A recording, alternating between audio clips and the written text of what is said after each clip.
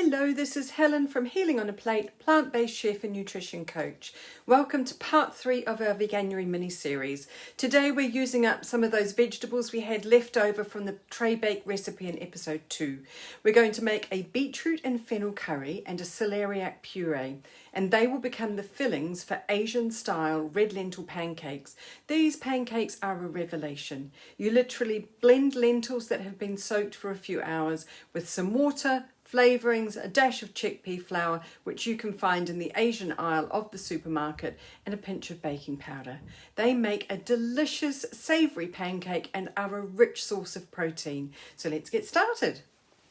For those of you just getting into whole food plant-based cooking, there are 2 very useful pieces of kit for the kitchen. We've already met the blender in episode 1 when we were making the oat milk, and today we're going to be using the food processor. For today's recipes, we will be using the grater function to help speed up the process of preparing the celeriac and the beetroot, and then we'll be using the slicer function to prepare the fennel. So let's get started. Just need to take this off here. Put in a few pieces of celeriac, that's probably enough. And seconds later we have some grated celeriac, some grated beetroot and some sliced fennel. Grating the vegetables is going to speed up the cooking process. While we're making our celeriac puree and our beetroot and fennel curry, we will be roasting the broccoli in the oven. We're going to use our multitasking skills here. So we have the celeriac with some coconut milk and a sprig of rosemary. So we're going to leave that on the back element to simmer. And while we're doing that, we will start with making the beetroot curry. First of all, we're going to dry fry our spices to get a bit of aroma out of them.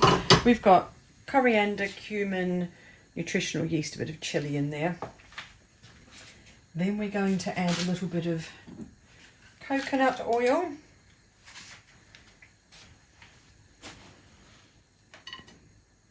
This is odourless coconut oil, but with the coconut milk already in the other dishes, it's not necessary to have the odourless one.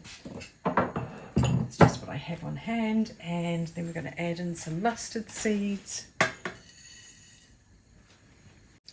When you hear it starting to pop, then it will be ready to put in our beetroot and our fennel.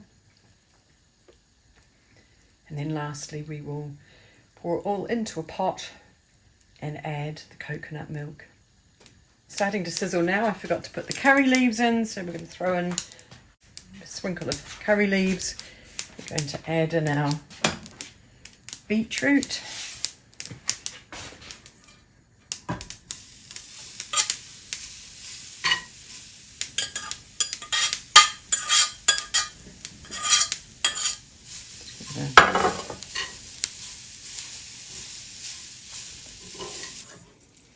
So now we're going to use our other really useful piece of kit to make the red lentil pancakes. I've soaked a cup of red lentils overnight. We're going to add those to the blender with some water, turmeric, cumin seeds, a little bit of baking powder and chickpea flour and some salt, and blend them up to a nice batter.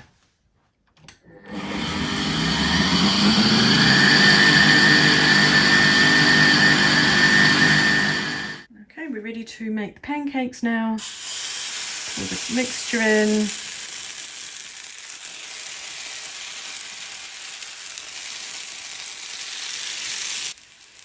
Leave it to cook for 2 to 3 minutes until it's cooked on the top, and then we will flip it over. It takes approximately 2 minutes to cook on one side. You've got to turn it over very carefully because being gluten-free, it does tend to be a little bit more fragile than your usual pancakes. So be very careful, be very gentle, use a non-stick pan if you can. So there we have our beautiful lentil pancake, and we've got our toppings in the back there ready to assemble. So there we have it, our red lentil pancake with turmeric and cumin seed. some celeriac and rosemary puree, beetroot and fennel curry, some roasted broccoli, and a little bit of fennel frond for garnish. Thanks for watching. The quantities that I used are in the details below. I've also included some ideas for spices you could add to the pancakes and toppings and garnishes that you could use. For example, pomegranate seeds would really complement the beetroot. If you are enjoying the series, please give us a thumbs up and subscribe. In our next episode, we'll be using some more of those vegetables that we had left over from the tray bake recipe to make a Moroccan-style tagine. I've already completed the filming for that, so it should be ready to view in the next 24 hours.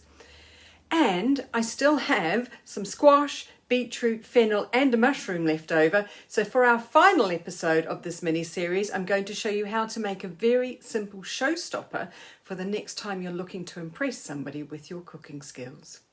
Until next time.